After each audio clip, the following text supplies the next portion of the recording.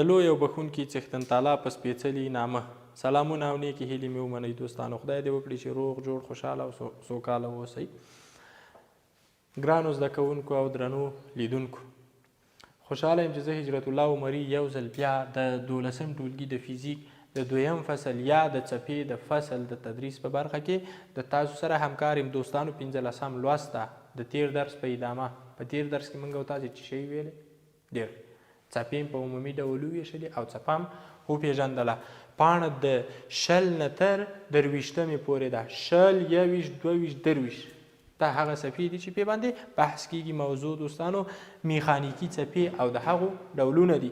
موږ او تاسې په تیر بحث کې کم فکر کړی وي څپې مجموعاً په 2 ډولو باندې وویشي. مجموعاً هم څپې په څو ډولو وویشلې؟ په 2 ډولو باندې چې یو میخانیکي څپې وي، یو الکترومقناطیسي څپې وي. الکترومقناطیسي څپو په هکله باندې په راتلونکو صفحو کې بیا بحث کوو. اوس اوله موضوع چې موږ او تاسې په هغې باندې بحث کوو دوستانو، هغه میخانیکي څپې دي. کم معلومات هم په تیر درس کې د دې څپو په هکله باندې ترلاسه کړل. اوس راځو دغه میخانیکي څپې په تفصیل سره د هغو د شته ډولو سره وایو. میخانیکي څپې تیر درس کې دا تعریف کړي چې میخانیکي څپې هغه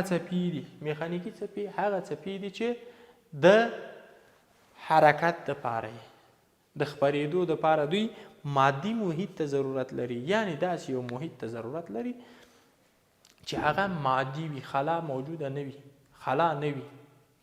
په دې هکله باندې دوستانو تاسو یو حالت په نظر کې ونیسئ. که چېرته یو شیشه‌ایي بوتل راواخلئ، غټ بوتل البته، او د دې هوا فرض کړئ د دې په منځ کې هوا ونه اوسېږي، یعنې هوا نه یې خالي کوي، تخلیه یې کوي.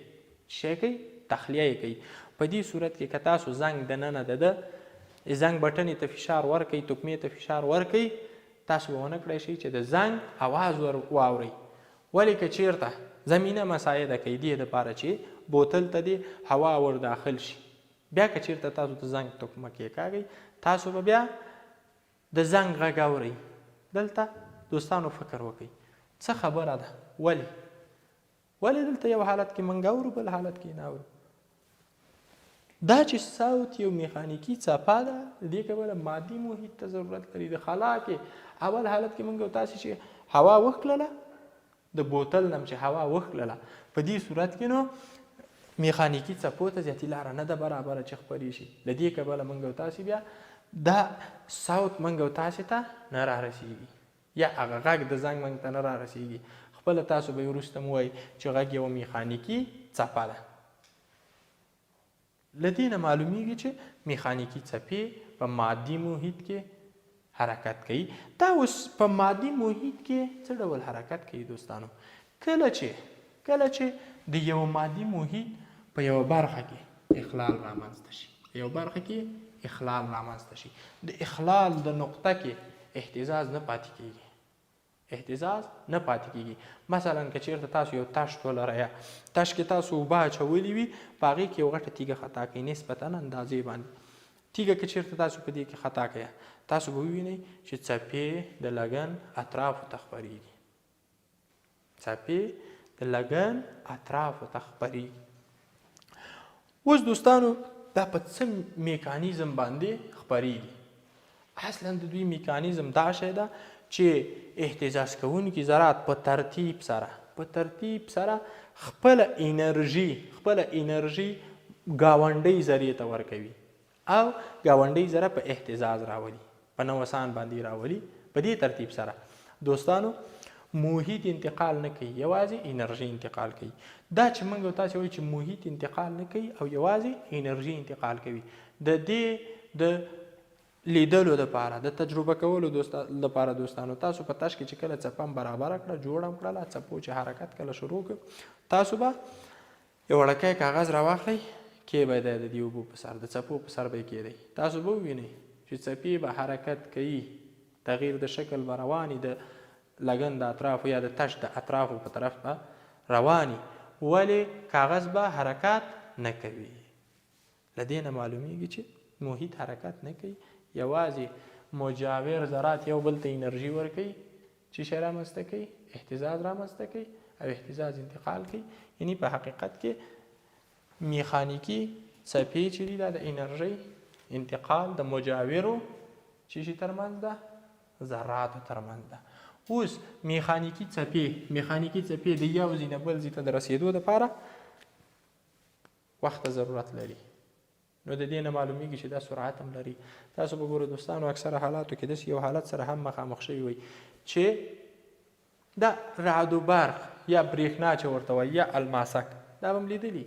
اول موږ او تاسې رڼا وینو، د هغې نه څو ثانیې وروسته تخمینا موږ او تاسې بیا د دې غږ اورو.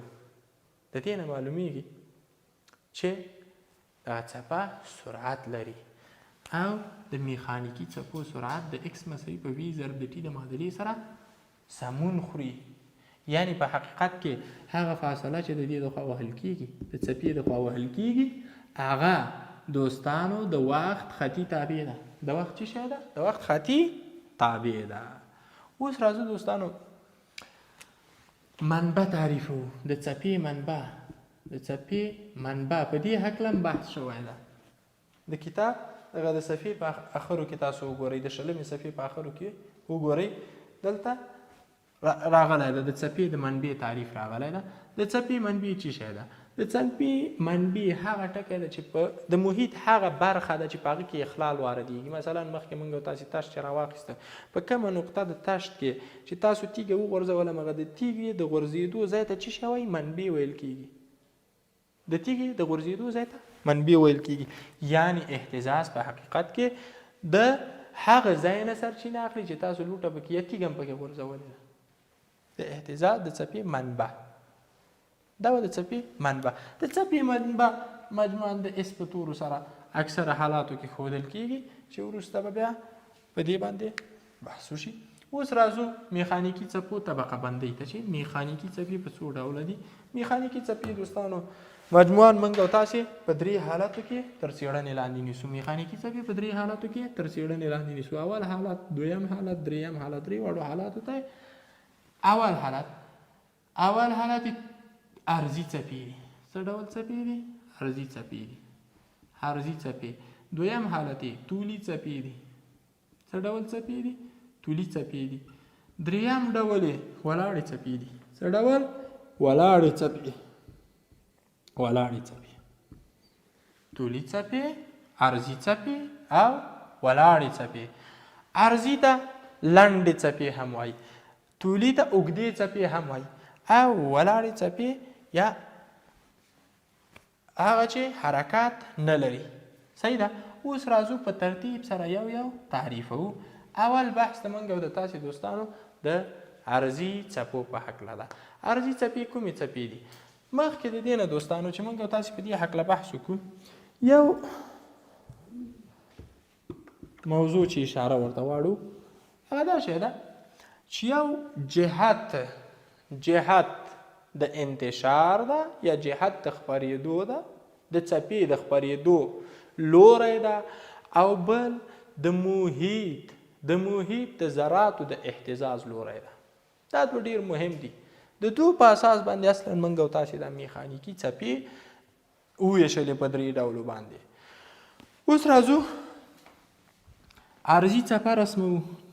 دا منبع شوله په اس باندې ښیم. منبع شوله دې نه اهتزاز پیلېږي. صحیح ده دوستانو؟ راځي نه اهتزاز پیل شو. اوس په کوم طرف ته روان ده؟ د دې خوا نه روان ده.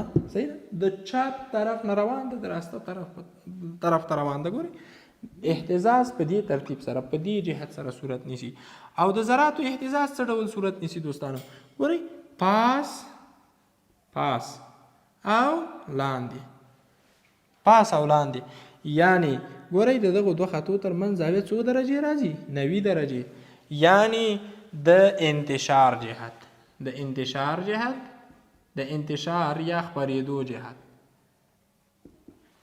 او د اهتزاز د محیط د ذراتو د اهتزاز جهت. د محیط ذرات ګورئ دوستانو پاس ولاندې اهتزاز کوي. نو د اهتزاز جهت د انتشار په جهت باندې عمود شو. دې ډول څپو ته څه ډول څپې ویل کیږي؟ عرضي څپې ویل کیږي. اوس دوستانو دا هم ضرور نه ده چې د اهتزاز جهت د حتما پاس ولاندې اوسیږي. پاس ولاندې ضرور نه ده، ممکن څه ډول اوسیږي؟ راسته او چپ طرف ته هم ترسره شي. ګورئ دوستانو متوجه اوسئ. دا ګورئ چپ طرف ته او راست طرف ته. کم جهت ته؟ د ذراتو د اهتزاز جهت ته. د ذراتو د اهتزاز جهت چپ طرف ته یا کیڼ لوري ته او ښي طرف ته ده. ولې بیا هم د اهتزاز جهت د ایکس د محور په جهت باندې ده یا د ایکس د محور سره موازی ده. په پایله کې ویلی شو دلته هم د اهتزاز جهت د انتشار په جهت باندې عمود ده. نو دې ډول څپو ته څه ډول څپې ویل کیږي؟ عرضي څپې. اوس راځو دویم ډول ته راځو چې دویم ډول څپې کومې څپې دي؟ دویم ډول څپې دوستانو طولي څپې دي. طولي څپې اوس کومې دي؟ دلته هم همغه دوه معیارونه په نظر کې نیول کیږي لکه موږ او تاسو چې مخکې په نظر کې ونیول، لکه مثلا د ذراتو د اهتزاز جهت او د خپله څپې د انتشار یا د خپراوي جهت. دا دوه معیارونه دلته هم موږ او تاسې په پام کې نیسو. راځو دوستانو دا څپه موږ او تاسې یو طولي څپه څنګه تشکیلولی شو؟ صحیح ده؟ په دې باره کې غږیږو. طولي څپه د طولي څپې د تشکیل لپاره د فنر نه ګټه اخلو. چې شي نه ګټه اخلو دوستانو؟ د فنر نه ګټه اخلو.